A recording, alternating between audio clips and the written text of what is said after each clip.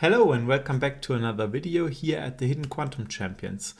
A lot of the quantum industry today is relying on optics because photons are important in all of the different categories of quantum technology, be it sensing, quantum sensors that use photons, be it communication, or even on the quantum computers, looking at, for example, ions, neutral atoms, and even photonic computing.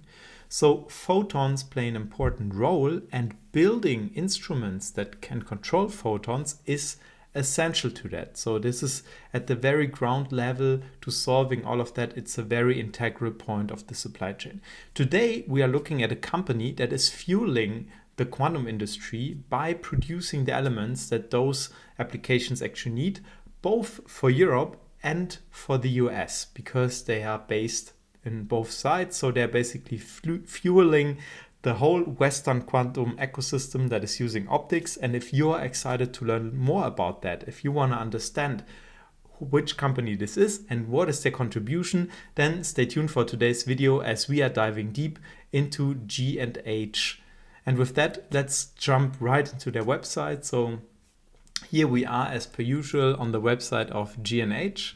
And what you can see is basically nothing related to quantum if you look at it. It says a better world with photonics, and then it says G&H provides photonics engineering and manufacturing solutions for industry, telecoms, aerospace, defense, space, and life sciences, enabling our customers to innovate and compete by leveraging our world-class expertise in photonics technology. So nothing to see here. And if you are actually scrolling down, you see exactly what was mentioned before. You see aerospace, you see industrial, telecom, life sciences. Not so much actually about quantum fiber. Then you see the different systems, the services. But if you're looking here, you already see something, because here we see our familiar chandelier and it says G&H acousto-optic deflectors referenced in Nature papers demonstrating 3000 and 6100 neutral atom qubits. We will see more about that later on. It's kind of hard to read here. And now that's actually a good transition point. So with that, let's hop right into the subpage that is talking about quantum technology. So here we are.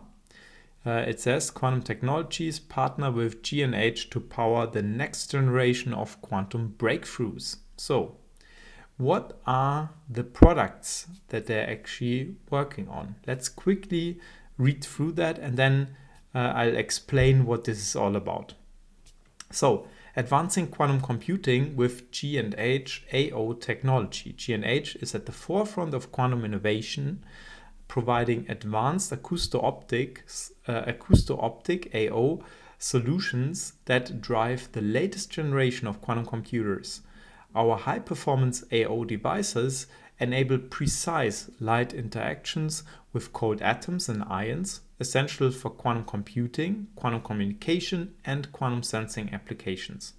We offer the industry's most extensive range of UV, visible, and NIR, so near infrared, AO solutions tailored for quantum applications. And now, which are these? So first of all, we have the acousto-optic deflectors.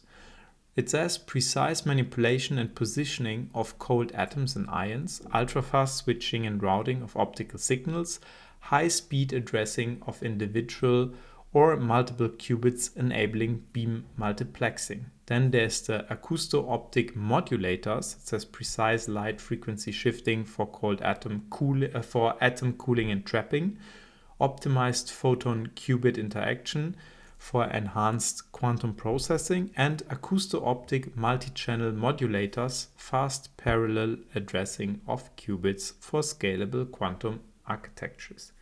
Now, what is this all about? What does it mean? Let's take one step back and talk quickly about the applications. So we see there's a lot of targeting happening here on atoms and ions. Now, why are atoms and ions relevant? Because, and why are they relevant for all industries? Well, for the computers, I think it's obvious. We've talked about that before, right? There are basically companies that are trying to build quantum computers using either neutral atoms, or if you strip away one electron from a neutral atom, you end up with what is called an ion, which is basically a net charged atom that has a positive charge. So you can use electric fields to manipulate that, and that is then what is called an ion. Both of them are basically addressed using electromagnetic fields, so light basically at different frequencies and in different kind of setups. And this is being used to manipulate those quantum states to build basically qubits, to build logic, to build gates. Now, when it comes to, for example, sensing, we've also talked about that before. There are sensors that are using, for example, cold atom clouds, like, for example, the accelerometers that we've talked about. So you set up a cold atom cloud, so basically atoms that you cool to a very, very low temperature, and then you let them interfere with themselves. So basically, with their so-called de Broglie wavelength, you let them interfere with themselves, and thereby you can measure acceleration very, very precisely. Basically, the most precise accelerometers that you can probably think about. And this is also something that is being investigated. And there are also other techniques. This is just one example which I'm pointing out now. Then finally, when you think about quantum communication, you always need these entangled photon pairs. And there are also ways to use basically these cold atomic systems to produce something like that, to either produce or measure, or also have quantum computers communicate with each other. And that's why this is relevant. So this technology, basically the one based on light manipulation and cold atoms, is basically throughout the whole quantum stack. And I just gave you a couple of examples, but there is more. There are also these photonic chips that we've talked about. So there's a lot of stuff going on. Now, how does actually GNA play into that? And what are these acousto-optic things that we've seen before? So let's take one step back and let's quickly talk about diffraction. So if you are looking at a prism and the sunlight is shining on it, you see it creates this rainbow. Or if you look at a crystal, sometimes even like the artificial crystals, glass crystals, they produce sometimes these rainbows. And that has something to do with how the light is being diffracted within those crystals. Now, if you change, for example, the density of a material, its diffractive index is also changing slightly. Like, for example, if you have a gas that is filled into some cavity, and I've actually done this while I was still studying physics in my physics laboratory experiment. You take a little chamber and you basically draw a vacuum, so you reduce the pressure, and with that you reduce the number of atoms in this cavity. You also change its refractive index. You change it from basically the one of air towards the vacuum. And the same you can also think about if you're taking a crystal, which is basically a lot of atoms that sit on very specific positions. So they're very well ordered in a so-called crystal lattice. They're sitting on this lattice. Now, if you squeeze it, you're basically putting the atoms closer to each other, and that also has some profound impact on how the light is traveling through those materials. And that's, for example, why if you're looking at light traveling speed, at the speed of light in vacuum, it's almost 30% faster than in a fiber, like in the telecommunication fibers that we have. And now you would say, if you're listening to Einstein, no, the light cannot travel faster or slower, because the speed of light is a constant, and this is still correct. It has to do something with how the light is traveling through the crystal. But this is a totally different story, and that is also a very interesting one. There's a couple of technologies that probably will have some very interesting development in the next years because of that, also outside of quantum, looking at like satellites going through space and the internet moving into the space. But I don't want to start about this today because we're looking at quantum. So now, if I take a little speaker, for example, and I attach it to a piece of this crystal, and then I start to create, to put a sound on that speaker. It basically starts shaking the crystal. And by doing so, it shakes the crystal lattice. So the atoms itself, they start to shake within this crystal. And if you're doing that in a pulsed way, then you're basically creating density waves that are traveling through your crystal. So you're creating those traveling waves of sound, which is basically compression of the crystal lattice that is going through the crystal. So on one side you put an acoustic generator, a speaker, and on the other side you put an absorber, and that way you can basically create a more or less standing wave or a pattern within your crystal where certain zones are compressed and other ones are decompressed. Now when light hits this crystal, it actually starts to scatter. It's very similar to this so-called double slit experiment, where you point a light source, a coherent light source, at a slit, and then the two paths, the light goes through both of those paths as a wave, and then behind this path, behind those slits, you see actually an interference pattern, which is because the photons interfere with themselves. So they go through both slits, the wave function goes through both slits, and then it starts to interfere with itself behind the slits again. And that's why we are seeing this pattern.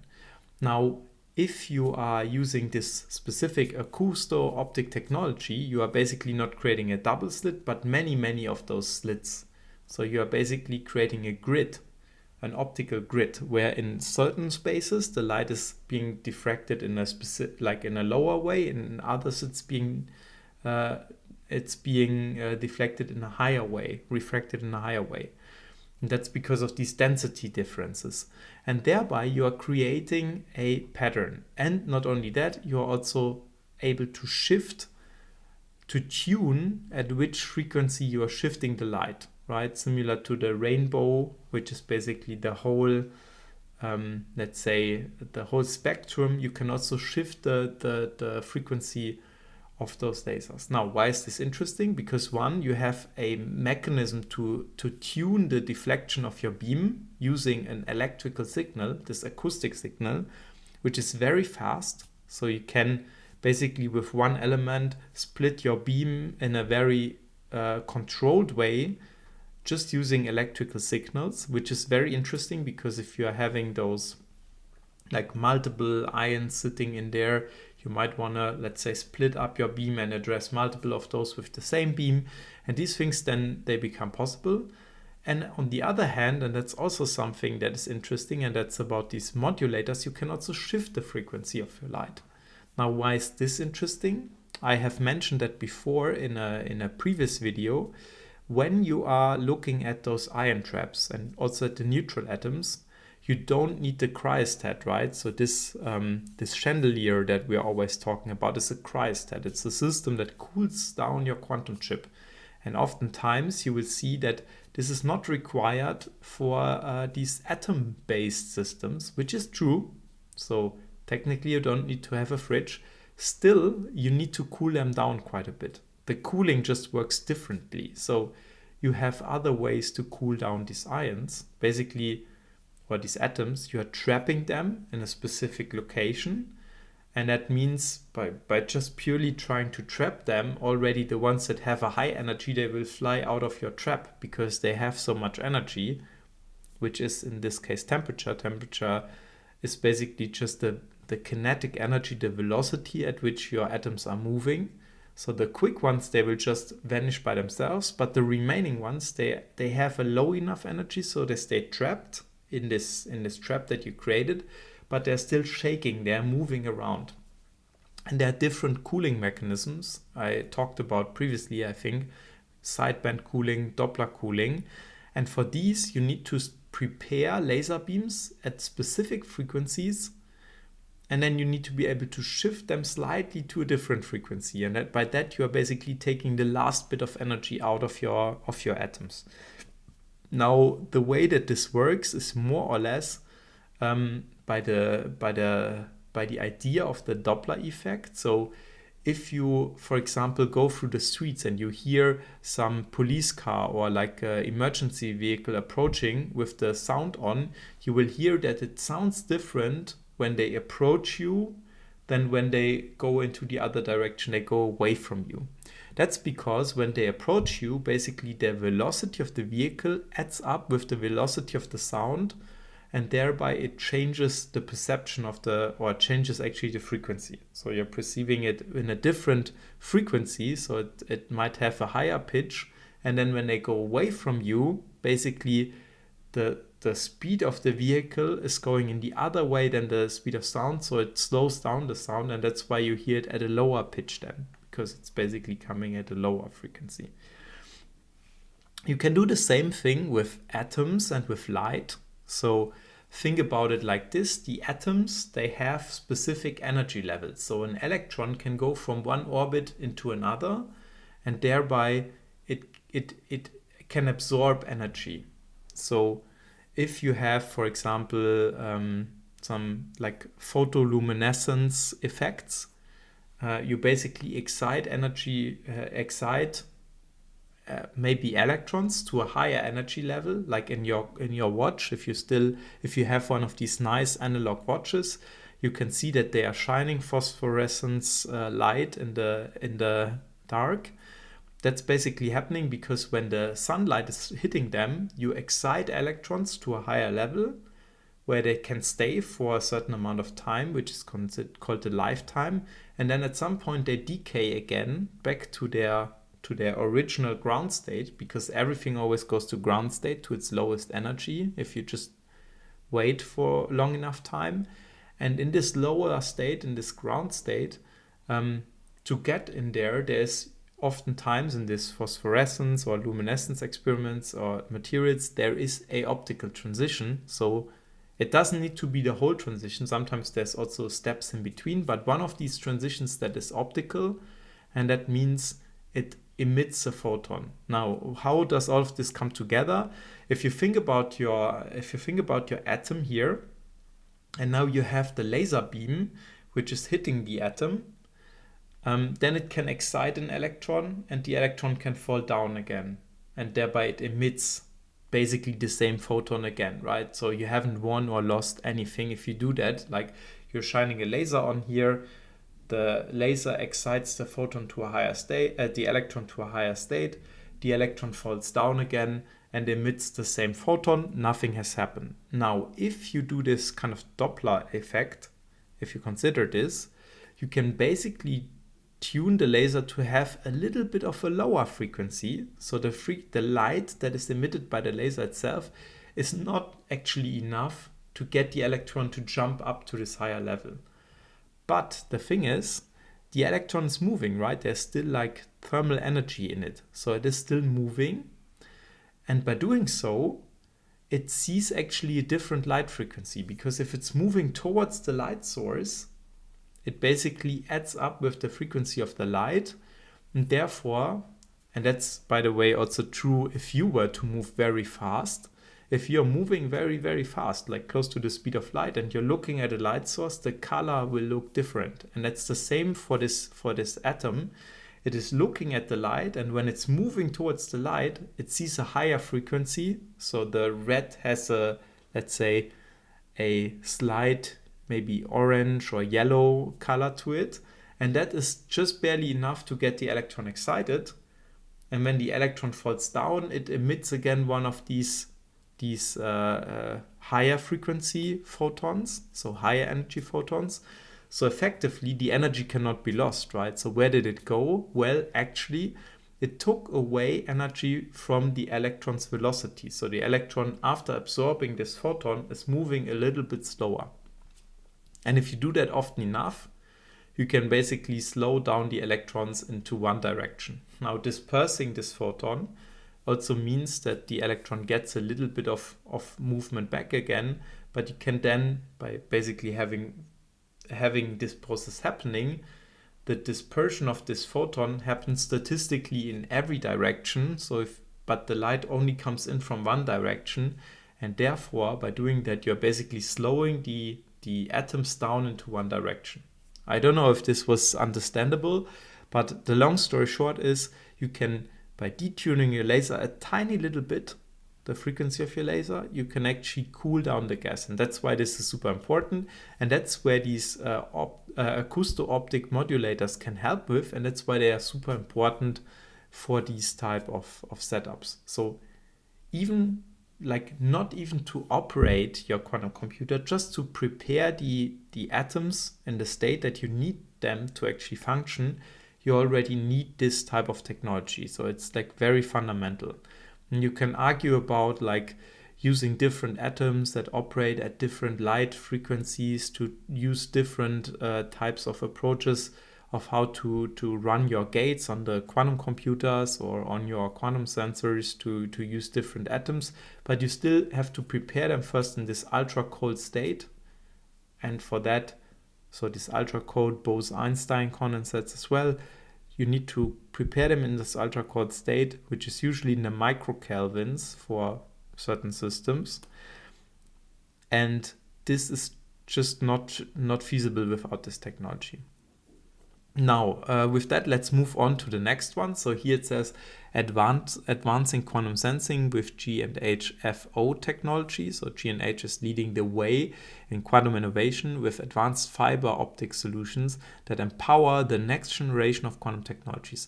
Our high-performance fiber Q acousto-optic modulators and visible wavelength PM couplers provide precise control over laser output and ensure exceptional reliability in quantum computing, quantum communication, and quantum sensing applications. Fiber optic solutions enable quantum researchers and engineers to precisely modulate lasers tailored for quantum applications. Fiber-coupled acousto-optic modulators, high extinction ratio for superior optical signal clarity, low insertion loss to optimize optical efficiency, stable performance in both polarization maintaining PM and non-PM formats, modulation frequencies up to 80 MHz for visible and infrared wavelength, rugged hermetic design for long-term reliability and seamless integration into all fiber and OEM systems. Visible wavelength PM couplers, so high polarization extinction ratio, ultra low excess loss and high power handling, 450 to 700 nanometers available, slow access operation as standard, fast and dual access available. This is not, let's say, just about making fibers, right? Telecommunication fibers. I think this is well established. These are elements that are using fibers. And again, this optoacoustic idea to basically make them active elements. And the same things that I mentioned before apply. Super interesting also to see that it goes up to 80 megahertz frequencies and is available for these relevant wavelengths, 450 to 700 nanometers, which we've also seen in the quantum communication space before, right? But let's not jump too deep on this one. Let's talk about the super mirrors for superposition that are also mentioned here. So in quantum optics, photons are not just particles of light, they are carriers of information. From entangled photon pairs and quantum interference to optical atomic clocks and high finesse cavities, these experiments hinge on precise low-loss control of light.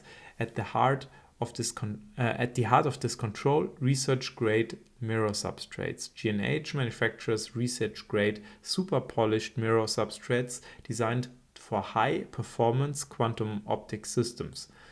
Ultra-low surface roughness with less than an angstrom of RMS to minimize scatter and maintain coherence, flat and concave geometries for interferometry, cavity, QED, and laser stabilization, substrates and fused silica, silicon, and zero-dur, each optimized for thermal, mechanical, and optical stability, verified with Zygonex View NX2 interferometry and cavity ring down spectroscopy CRDS for finesse validation. So finesse is a measure in the optic space. Now, why is this important? Why do we need super mirrors? I think the text explains it pretty well. If you are thinking about, let's say, the first generation quantum technologies like lasers, the pocket laser that you might use when you do a presentation, in there you might also already have some mirrors, because actually in order to get a laser up and running, you need a cavity that is then being used to basically create the lasing itself. Now, if you're talking about the second level or the second generation of quantum technology, it is about not collectively observing quantum effects, like for example in the standard laser, which is a collective phenomenon because you have large amounts of atoms that you are basically preparing in this quantum state, and then large amounts of photons that are coming out. But the second generation is more about single quantum systems. So qubits are usually single quantum systems. Doesn't necessarily need to be single atoms. If you're, for example, looking at superconducting qubits, they're not single atoms, but they behave like a single quantum system because of the superconductive properties and the superconductor behaving like a single wave function. Now, in the optics space, single quantum particles, they are photons. So one photon is basically one entity of light.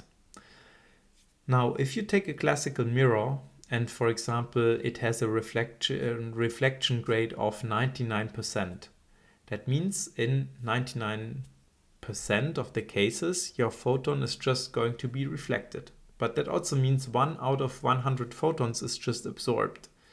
Now, the problem is, if you are thinking about the information age, for example, quantum communication, if every 100 times a photon is absorbed, this is incredibly bad, because basically you lose 1% of your information, which means you have to correct for 1% of your information.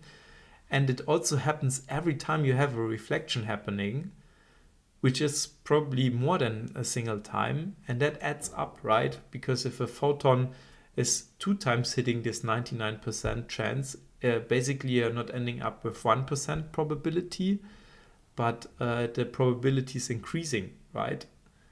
So think about it in an extreme case. If it was 50-50, it means that one reflection means that in 50% of the cases your photon is getting lost. 2 means that 2 times 50%. So at the end, your transmission probability is only 25%. So only 1 out of 4 of these photons would actually make it to the end. And for 99%, this is of course a bit less, but it's still accumulating over time. So if you have like 10 mirrors in your beam path, it will accumulate. And you cannot really afford that, especially because you cannot copy quantum information. There's the non-cloning theorem. So you're basically relying on the fact that transmission works perfectly, both in fibers, but then also in reflections. Also, and then that's the other thing, you are basically working on single photons. So you need to be able to very precisely operate them to specific points. You want to make sure that they are not, let's say, scattered into the space, but they're like exactly going a specific direction. That's why you need them to be ultra polished surfaces. So it is indeed a science in itself. It is very complicated, and there are not so many companies out there that can actually manufacture something like this. And then of course, making them super highly reflective is also not easy, because it's not just about like probably putting a single layer of something on there, but oftentimes, depending on the light frequency, of course, it is also about building certain heterostructures, so layers of different materials to actually reflect properly and at a high efficiency those photons. Because on the atomic level, a reflection is not just like a photon, like a little ball bouncing off somewhere, but it is an electromagnetic wave that is interacting with the material in a specific way, and then basically being reflected out into a different direction. So that's why it becomes quite complicated if you want to make sure that this happens at a very high efficiency. Finally, you also have temperature effects, right? I talked before about the crystal lattices. So you have the atoms sitting in specific locations. And you probably know that when a material, a crystal also, is feeling temperature, it's changing its size. So you might know that from, I don't know, bridges. If you're looking at bridges on the traffic, if it's warm or if it's cold, they shrink and they grow in their size. That's why for every bridge, you always have these little bumpers at the beginning and at the end, which are decoupling the bridge from the rest, because otherwise it would like move up and out. The same is true for the railways, right? Like in the rails on which the railway is going are made out of metal, which is essentially also a crystal. And when the temperature is changing, when it's getting hot and cold, they're deforming. That's why you need this heavy wood pieces in between these pillars to keep them in place, so that the train is not going like crazy, so that like it's not bending around and going into a strange shape. Also for water, like when water is freezing into a crystal and becoming ice, it also changes its size. In water, it's actually quite interesting because you have this anomaly that it grows.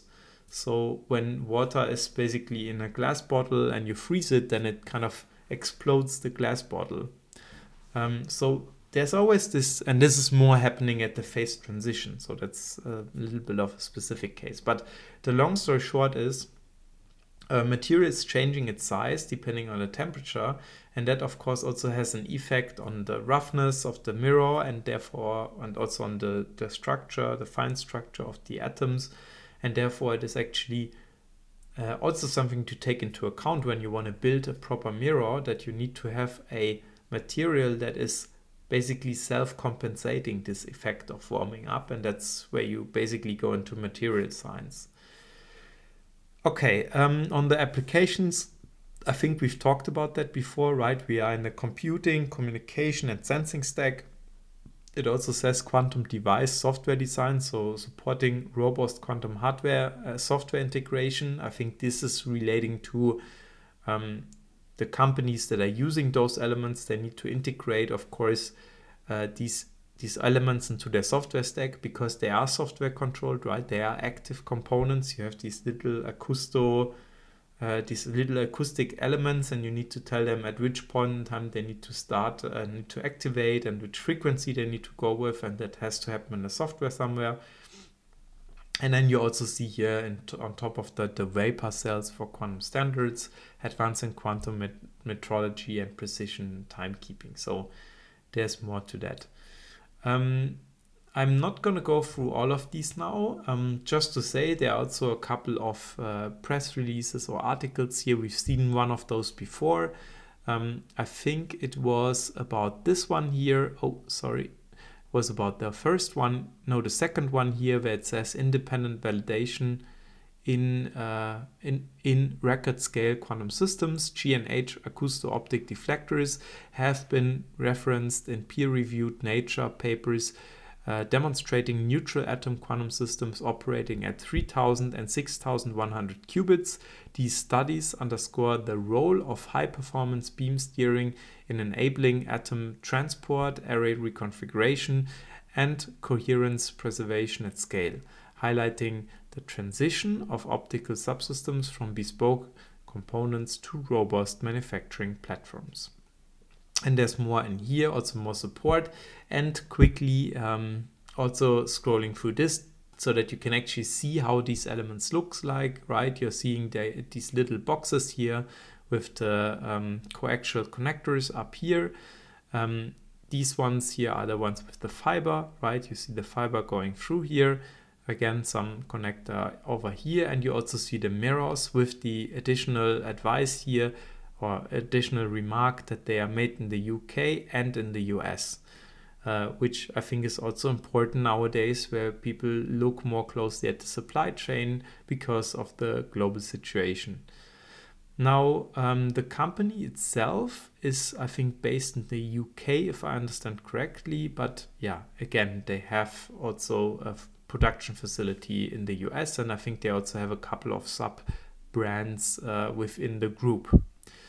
With that, I want to already close for today's video. I hope you found it interesting. If so, please let me know down in the comments below. I'm always very interested to understand what kind of videos you find most interesting, what you would like me to also take a look at, or maybe highlight or spotlight a little bit more on. As always, make sure to stay hydrated, and I'm looking forward to see you in the next one. Until then, bye bye.